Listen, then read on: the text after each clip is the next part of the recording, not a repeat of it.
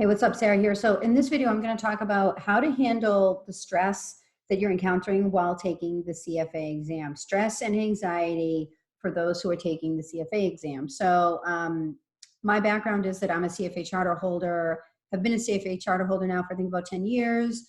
And I definitely did not pass on the first attempt. In fact, if you go back and you watch some of my other videos, I talk about my story, myself being an English major with no financial background at all. So this was very difficult when I was taking my exams. It was like extremely difficult. I had nothing to go on. I also had no mentor or anything to guide me through it. So it was pretty bad. I'm going to tell you what I learned from it. The first thing I learned is stop talking about the CFA exam. Like, stop talking about taking the CFA. Stop telling people. If you really want the best practice, just tell only the people that like maybe you're studying with and your employer, because they have to. I don't even know if your employer has to know.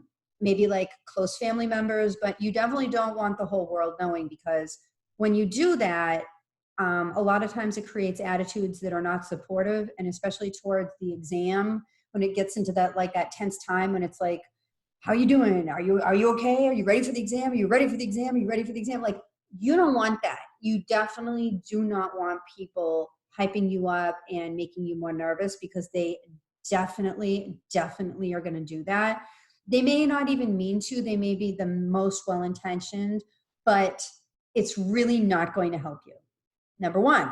Number two, try to be as quantitative as you can in your tracking of your progress. So, for example, I have this study planner that I send people where you can track your progress and you can look at what am I getting wrong and what am I getting right. You should also be very strategic about how you're planning, especially the last 2 months before the exam. This is when it really matters. So you've got to make sure that you're recording what you're getting right and what you're getting wrong. And if you're getting things wrong over and over again, then you should stop and fix the problem, especially if it's one of the major areas such as equity research or evaluation. And third of all, you've got to adopt the attitude that you are going to try as hard as you can, but if you're not ready, then you're simply not ready. So understand it's probably not going to be the end of the world if you don't pass.